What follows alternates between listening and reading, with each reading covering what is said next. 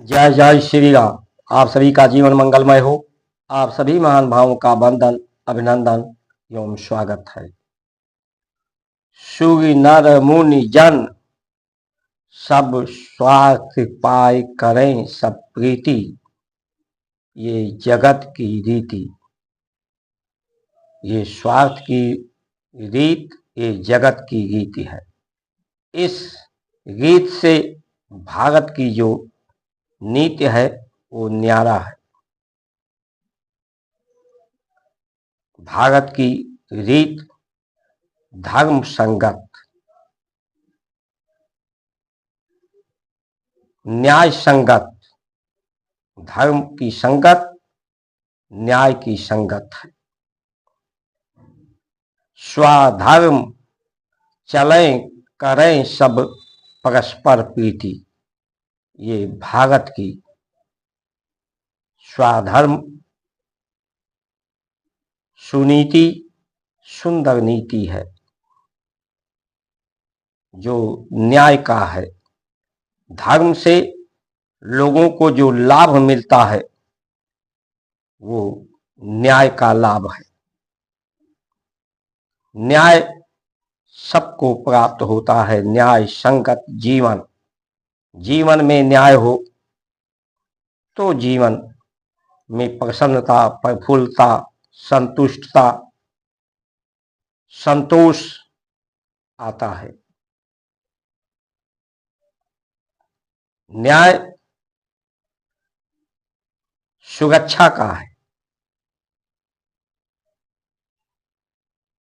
सब सुरक्षित रहें, किसी में असुरक्षा की भावना, असुरक्षा का विचार ना हो। असुरक्षा किससे है? अन्याय किससे है? स्वतंत्रता क्या है? जब हम अपने इंद्रियों के गुलामी से, अधीनता से मुक्त होकर के सत्य की अधीनता को, सत्य के आचरण को, सत्य के सुंदर नीतियों का, प्रीत के नीतियों का जो सुंदरता का है,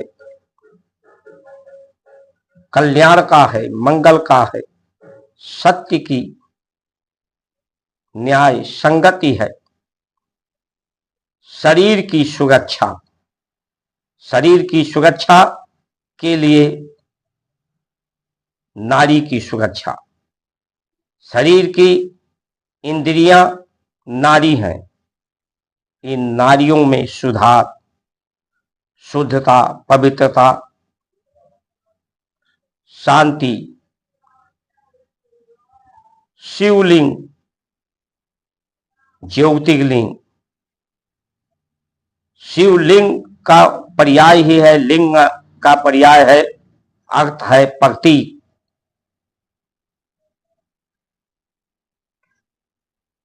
रामेश्वरम में राम ने जो स्थापना की लिंग की, शिवलिंग की, कि राम के ईश्वर शिव, शिव जो धरती तत्व है, शांति तत्व है। शिव में जब रा तत्व, रश्मि, किरण, प्रकाश का स्पर्श होता है, संबंध होता है, तो ये शिव तत्व, शांति तत्व, इससे स्वर का संचालन होता है। इसलिए ईश्वर राम, रामेश्वरम, राम के ईश्वर शिव, शिव के ईश्वर राम, ये प्रतीक हैं। ये संसार राम के प्रतीक है, राम की चिन्ह है। शिव के प्रतीक है ये शरीर, ये संसार, लेकिन इसमें न्याय का लाभ मिले।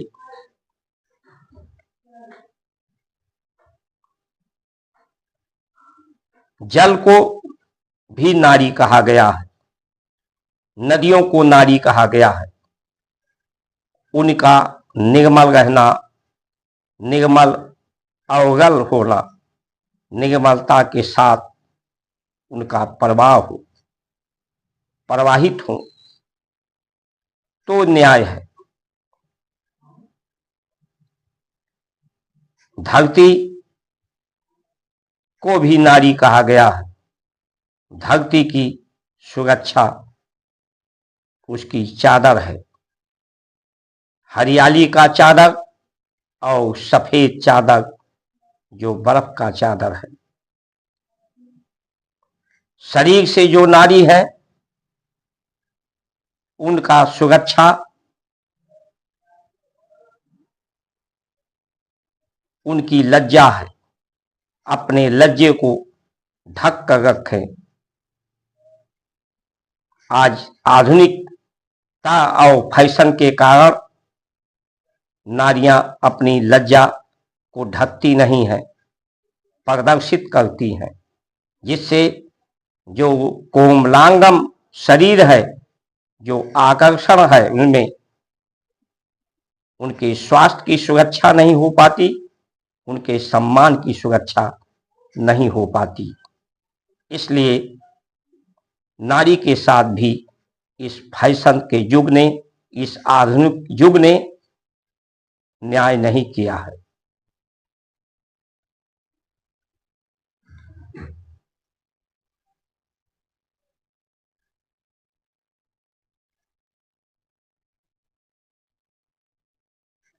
सुरक्षा इसलिए कि सत्य को, शरीर की सुरक्षा, प्रकृति की सुरक्षा, धरती की सुरक्षा, नदियों की सुरक्षा, शरीर से नारी की सुरक्षा, इंद्रियों की, शरीर के नारी इंद्रियों की सुरक्षा, और ये जो 5 तत्व हैं ये भी नारी हैं। इनमें गुण है अवनति का, पतन का,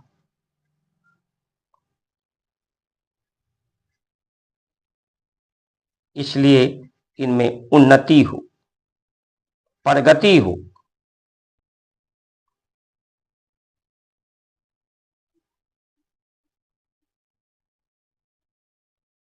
स्वास्थ्य सुरक्षा इसलिए कि व्यक्ति को अंतिम अवसर, जो बीमारी के कारण लोग बीच में ही शरीर को त्यागना पड़ता है, शरीर छूट जाता है, बीमारी के कारण, अपराध के कारण, दुर्घटनाओं के कारण,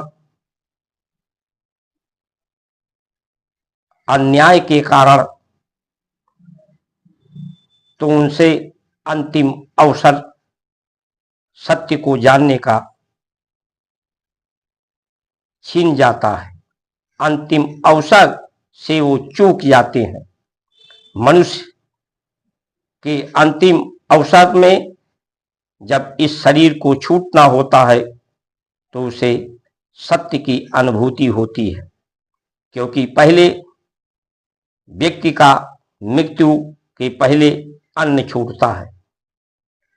अन्न के छूटने से आहार उसका छूट जाता है, आहार नहीं लेता, तो उससे धरती के तत्व का प्रभाव और गुण समाप्त होता है। फिर जल तत्व पानी पीना छोड़ता है, जल तत्व के गुण प्रभाव से वो मुक्त होता है।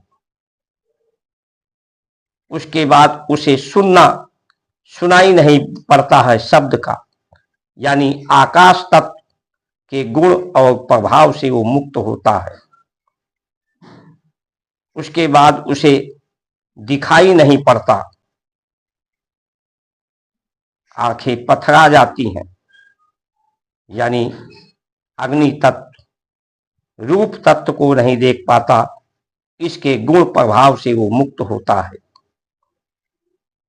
अंतिम समय में वो बोल नहीं पाता, अवाच्य जाता है, अनिवाच्य हो जाता है। यानी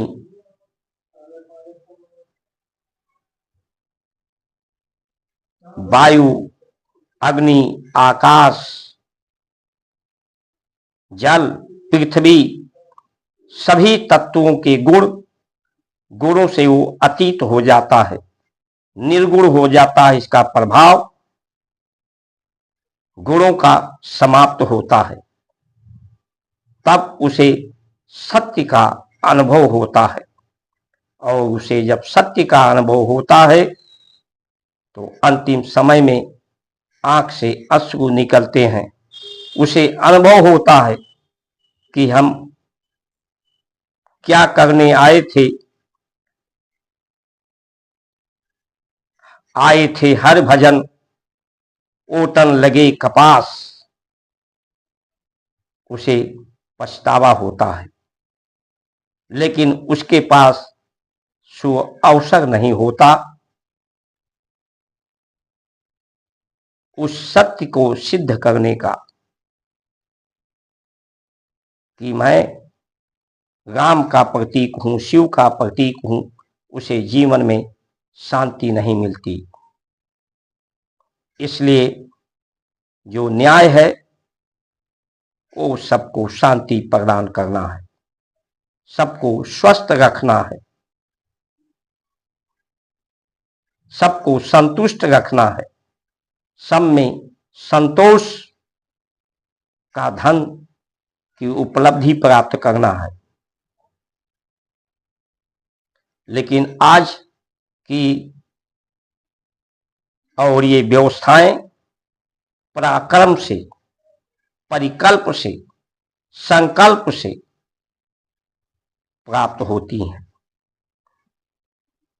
और संसार विकल्प पे चल रहा है। ये जो स्वास्थ्य व्यवस्था है, एलोपैथ व्यवस्था है, न्याय व्यवस्था है, प्रशासनिक व्यवस्था है, या आज लोग रुपया सबसे बड़ा लोगों के लिए महत्वपूर्ण हो गया है। संसार का अर्थ स्वार्थ महत्वपूर्ण हो गया है। इसके लिए वो परिवार को छोड़ देते हैं, सबका साथ विश्वास को तोड़ देते हैं। साधन, सुविधा, पद को प्राप्त करने को महत्व देते हैं कि इनसे उन्हें अधिक से अधिक सुविधा और साधन और झूठा सम्मान प्राप्त होता है। लोगों का को भ्रम हो गया है। भ्रम के कारण, क्योंकि इंद्रियां, बुद्धि सदैव भ्रम में ही रहती हैं, ये भ्रमित ही करती हैं। भ्रम, झूठ को ही ये स्वीकार कर पाती हैं, देख पाती हैं। इसलिए आज लोगों को ये भ्रम ही है लोगों का कि लोग अपने को सुखी रखने के लिए, अपने को स्वस्थ रखने के लिए, अपने को जीवन की उपलब्धि प्राप्त करने के लिए इस विकल्प की व्यवस्था को स्वीकार कर रहे हैं। ये विकल्प के रूप में नशाखोरी, जो कुछ क्षण के लिए व्यक्ति के शरीर में गति बढ़ाता है और गति बढ़कर के कुछ देर के लिए शांति, चाहे काम की वासना, ये कुछ क्षण का ये विकल्प है जो व्यक्ति में गति बढ़ा करके गति को शांत करता है।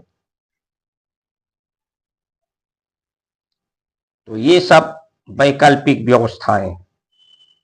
संसार की रीत वैकल्पिक है,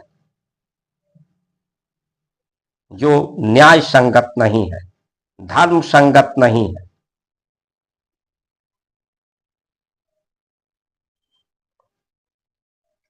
ये अंतिम अवसर भारत के लिए भी है और विश्व के लिए 2029 तक।